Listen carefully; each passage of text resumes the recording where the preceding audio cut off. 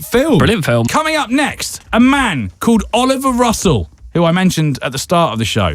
He is a man obsessed with snakes. This guy loves snakes to the point where he goes around the country telling everybody that snakes aren't evil. Not in like a weird preacher way, just in a kind of educational way, I suppose. He's a snake evangelist, you could say. Yeah, a snake angelist. Yeah. He's outside right now with literally loads of massive snakes.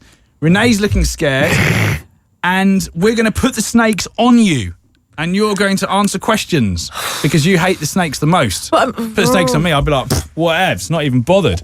The issue isn't so much the snakes. Standard. It's the number of the snakes and what questions you're going to ask me. Because if you're asking me maths questions, I wouldn't be able to answer them without a snake. I love that we're about to put snakes on your body, on your naked body. What? You're not going to be naked. Nobody wants to see that. And the thing that you're worried about is the questions I'm going to ask. Yeah. Amazing. Right, snakes next. Kerrang Radio. Alex Baker Show. The power to switch energy supplier is in your hands. It's now easier than ever to switch and save. Many could save around £200, some even more. I saved £170. I saved £200. We saved £230. Millions have already switched. Don't miss out. Start today at beanenergyshopper.com. Brought to you by UK Government. £200 saving based on median household consumption for both gas and electricity. Details at gov.uk/switching evidence.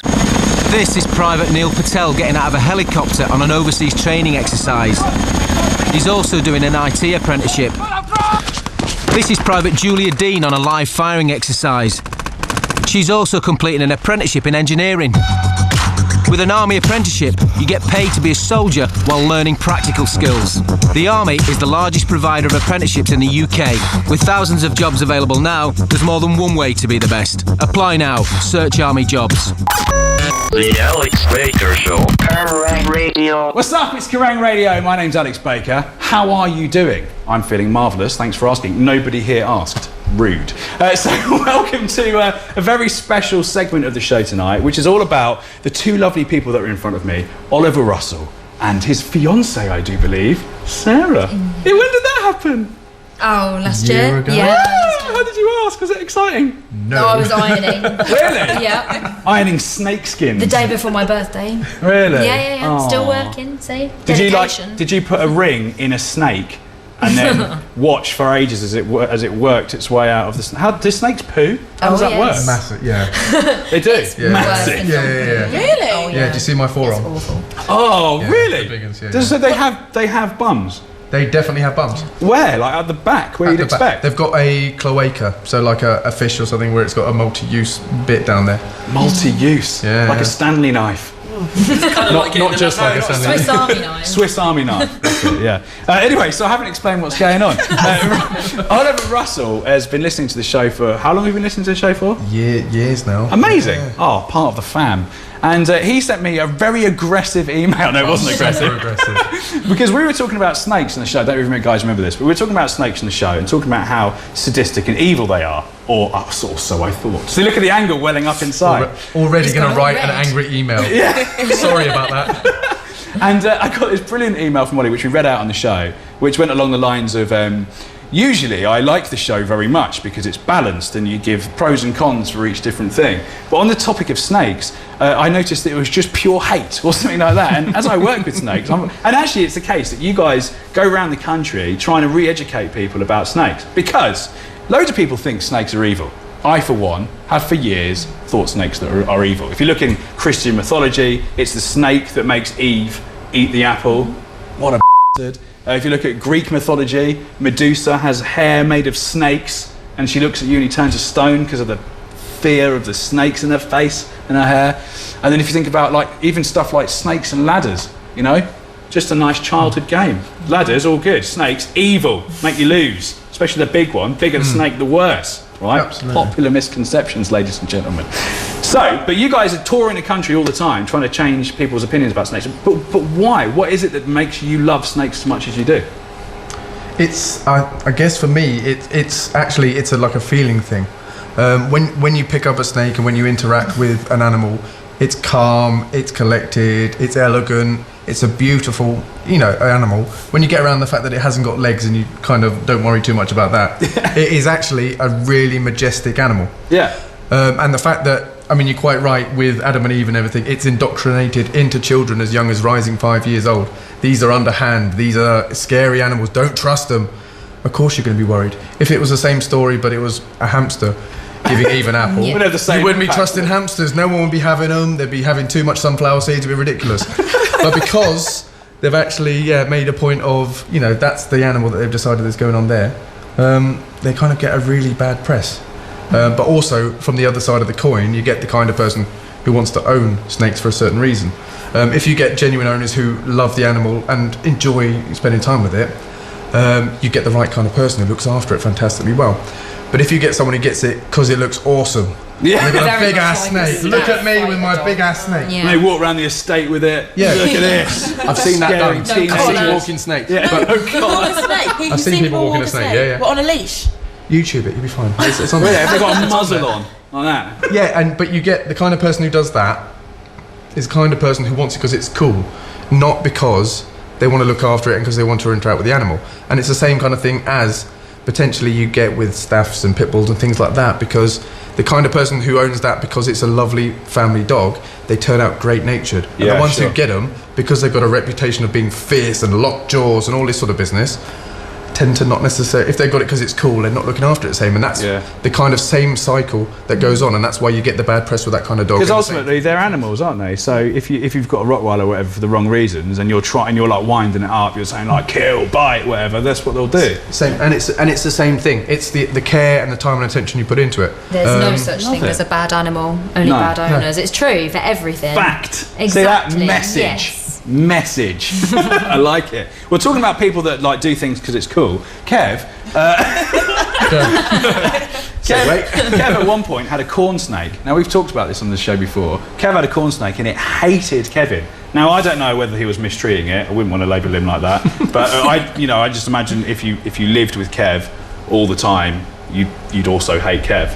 I mean, your girlfriend hates you. It's probably fair to say. Your animals hate you. But it could be a number of different factors as well. Obviously, they're not the same necessarily as having a cat or a dog in your house that gets used to the smells and the environment and everything like that. So if that was the room you got ready and then you sprayed aftershave, it would upset it. If you used a cleaner with bleach in it, it would have upset it. If you had a cat that when you were out would sleep in that room, it could potentially upset it. You didn't know what was upsetting it. It's not necessarily down to husbandry and how you were looking after it, because I'm sure your friends told you exactly how to look after it before you went. There's a number of different factors that come into it. We thought it was just stress because we were just looking after it while they were on holiday. Oh, because it wasn't even yours. No, it wasn't ours. We just looked after it for a week, and the kind of moving it from one house to another and coming in the car. Well, we'll find out when we get some snakes out. We've moved all the way to this seems like an opportune moment to get the corn snake out and reunite it with Kevin. Can we do that? Yeah, let's make that happen. Yeah. All right. Are you up for this? Let's do it. Bit of corn action. Fantastic. When you hold him, you're just going to let him do what he thinks. Sometimes he goes quick, sometimes he's going to slow, but don't worry, just be a branch, do him like that. Okay. Just don't grab him like that and don't grab his head. So 2 hands quite loose, one there, one there. He'll probably find his own route. Okay. If he goes in a region where you're panicking, give us a shout and I'll redirect him, but you shouldn't be worried. Okay. It's so friendly, look at it. Oh, he's really going around me. Let's talk danger for a second, right? Let's talk danger while I've got this. This is obviously not a dangerous snake. No. Could it be dangerous if you want it to be? No. No. This guy, if he bit you, you'd probably be fairly lucky if he broke the skin. Oh, really? Yeah. He and also his first offence is not going to be to bite you. It's actually going to be to leg it. Oh, really? Yeah. Absolutely. With corn snakes, their first offence to do that. And even if he did threaten to bite you because he was that scared, it could potentially just be what's called a false strike, where he does it with his mouth shut and just bonks his head on you. And it's like, that's your warning. Deal with it. Oh, he likes you. He's wrapping around now. He's all good. Does that mean he likes me? Yeah. He feels secure. He's good. Oh, wow. So for people that are listening right now, the corn snake is kind of starting to edge a little bit towards Kev's ear. I've got this image of it going into Kev's brain and having a look around in the vast emptiness.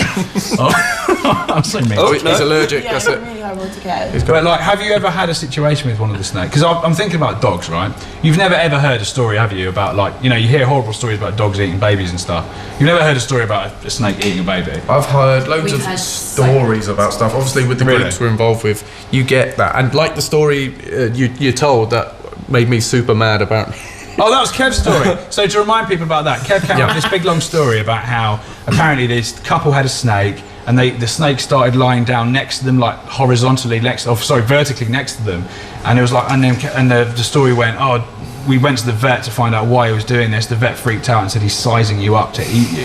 That is what the snake is doing. Turns out, as you informed us, excuse me, complete old wives' tale. It's a total old wives' tale. Kev fell for it hook, line and sinker, but actually just not the case at all. But to be fair, everybody who hasn't spent any sort of time with the animals has that same story, friend of a friend. So you aren't the only one. I met a girl once that, when I told her I had snakes, she practically gave me the most dirty look in the entire world, and said, "Oh, I saw my friend get eaten by a snake." What? Yeah, I wasn't even a friend of a friend. I saw my friend, and I said, "How old was your friend?" 15. No, she didn't. You didn't see your friend get eaten by a snake. Grow up. That's Get so a grip. ridiculous. Yeah. People are so full of it. People But that's the really kind of- believe it though. That's the thing. People they're so willing to believe it. But the and thing it's is, though, ridiculous. although don't get me wrong, guys, I am on board. I do think that snakes have got a bad perception, and that it's great that you guys are doing what you're doing.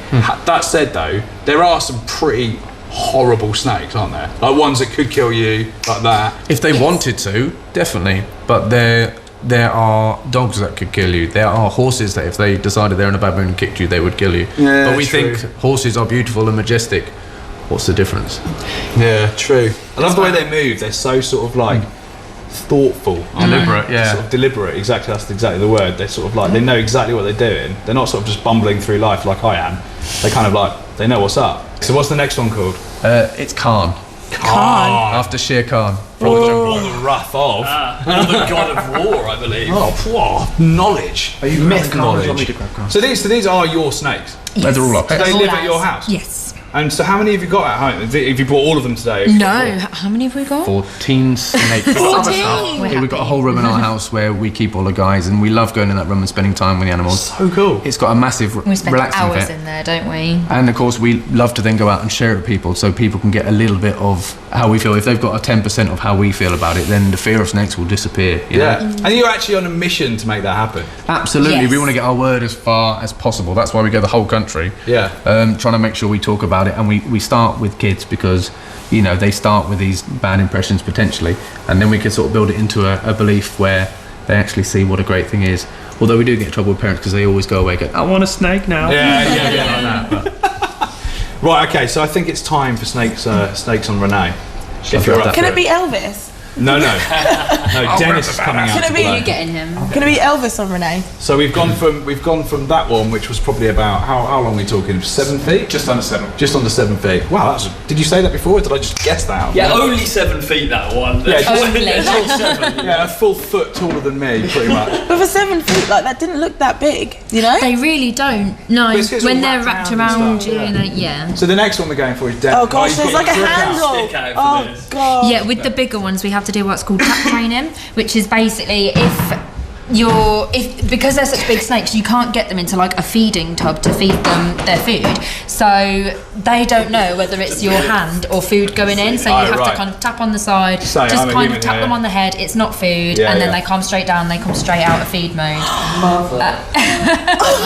Oh my god. This is Dennis. This is little Dennis. Oh, little Dennis. He's He gorgeous. is gorgeous. Look at his little chin. He'll Look at let you his- stroke his head. He's I totally don't know vicious killer. how much I want to be near its head. He's very girly. Look at his pink eyebrows. Pink eyebrows. He's the perfect snake for girls. Amazing. Oh, he's like Joan Rivers.